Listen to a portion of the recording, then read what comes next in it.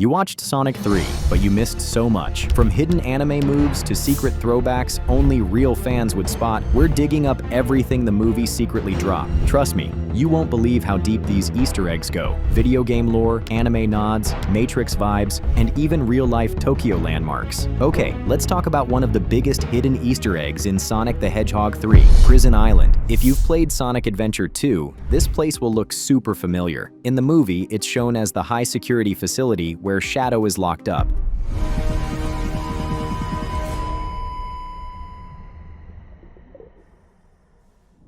But this isn't just some random base. They actually modeled it after the same GUN facility from the video game where both Sonic and Shadow are captured.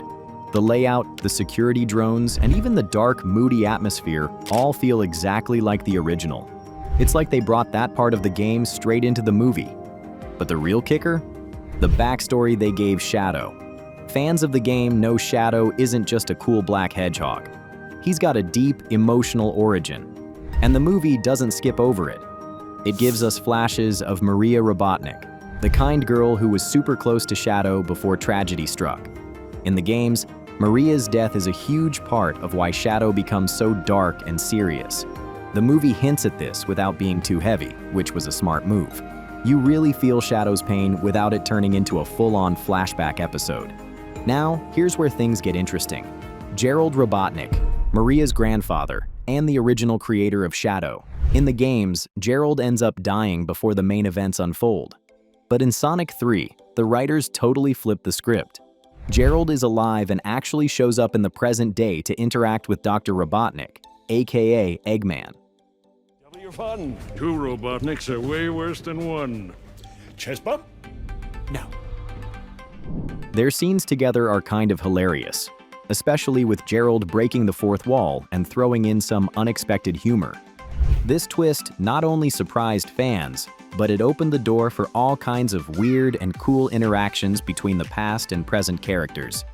It's like the movie is telling the fans, hey, we know the games, but we're not afraid to shake things up. And honestly, it works. It gives the story more layers while still respecting the original game lore. That's already wild, but things get way cuter in the next one, like tiny blue egg-shaped cute. So there's this cozy little restaurant scene where Sonic and the gang are just chilling and eating. It looks like a normal background at first, but if you're really paying attention, you'll notice something super nostalgic tucked away in the corner. Yes, it's a mini Chao Garden display. And I'm not talking about just some random decorations, they actually went all in.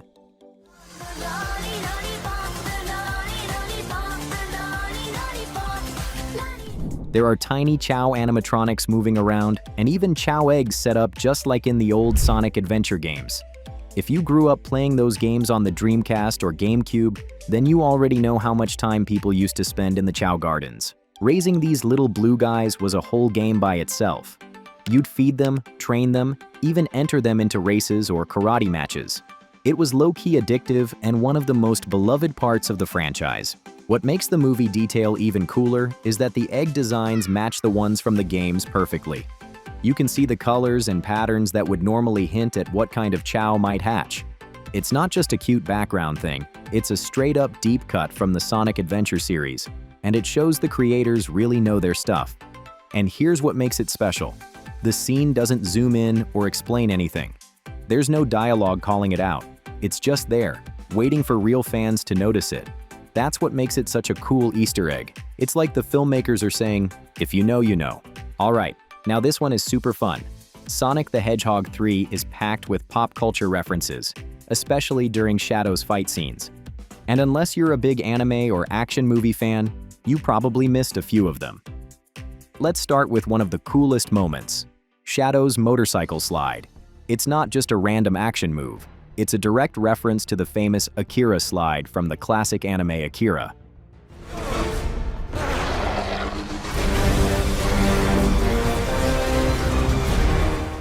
If you've seen it, you'll know what I'm talking about. It's that scene where Kaneda slides his red bike across the pavement with a crazy smooth motion. Shadow does the same thing, and it looks almost exactly like the original shot.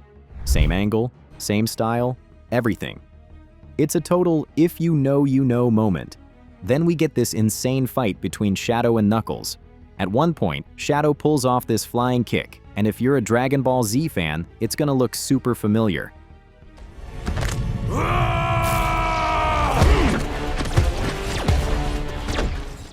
That move is straight out of the Vegeta vs. Cell fight.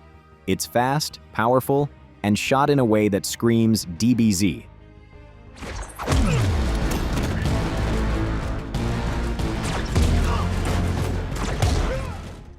And the final punch? Shadow slams his opponent into the ground with so much force, it's literally a copy of Agent Smith's final move in Matrix Revolutions. Like, no joke, same pose, same impact. Shadow's fighting like an anime legend, but Eggman's next entrance? Total retro Sonic vibes. Let's see it. There's a scene where Dr. Robotnik, Eggman, shows up riding this massive metallic crab.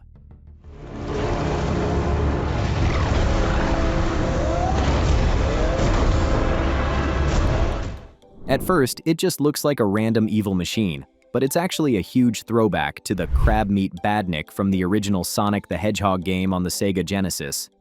If you played that game back in the day, or even recently on a remake, you'll remember crab meat. It was one of the very first enemies Sonic had to face. It looked like a little red crab with robotic arms, and it shot stuff at you. In the movie, they took that small enemy and made it way more epic. It's huge, it's shiny, and it's totally something you'd expect Eggman to ride into battle. It's awesome because it shows how the filmmakers are not just making a cool action movie, they're actually honoring the classic games in fun, detailed ways. Now let's talk about the second reference that flew under the radar, Eggman Land. During a quick VR training scene, you might even miss it if you're not paying attention, there's a virtual amusement park called Eggman Land that shows up on the screen. It has all the wild, over-the-top branding you'd expect, flashing signs, roller coasters, and of course, Eggman's giant face everywhere. If you've played Sonic Unleashed, this place should look very familiar. Eggman Land was Eggman's dream project in that game. A chaotic theme park filled with traps, robots, and danger. It was supposed to be his idea of paradise, and it was one of the hardest levels in the whole game. Classic Sonic fans probably screamed when they saw that, but the next one? It mixes real-world Tokyo with old-school Sega magic. Alright, here's a part of Sonic the Hedgehog 3 that's packed with tiny details most people didn't even notice. Real-world and franchise nods. These aren't big flashy moments, but if you catch them, they'll make you smile, especially if you're a true Sonic fan or love Japanese pop culture. First off, let's talk about Tokyo. There's a fast-paced scene that takes place in the heart of the city, and if you look closely in the background, you'll see a logo for 109 Shibuya.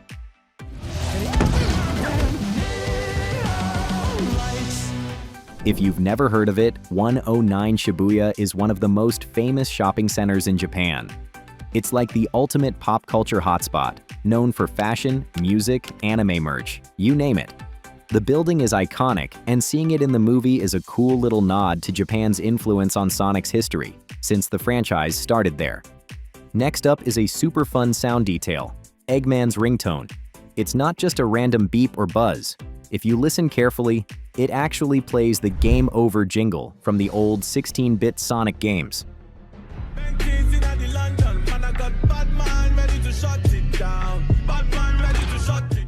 Yes, the same one that used to play when you lost all your lives back on the Sega Genesis. It's a small thing, but for people who grew up with those games, it hits different. It's the kind of sound that brings back memories instantly. And the last one? Pure retro magic. At the end of the movie, during Sonic's final showdown with the Big Bad, he lands the final hit and the screen freezes on a classic end-of-stage sign, just like in the old games. The font, the graphics, the spinning sign with Sonic's face, it's all there. If you ever played the original Sonic games, you'll remember how every level ended with that iconic sign.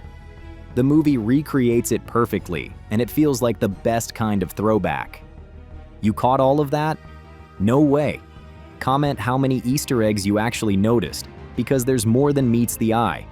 And hey, if you loved this breakdown, hit that like button, subscribe to the channel, and turn on notifications so you never miss another deep dive like this.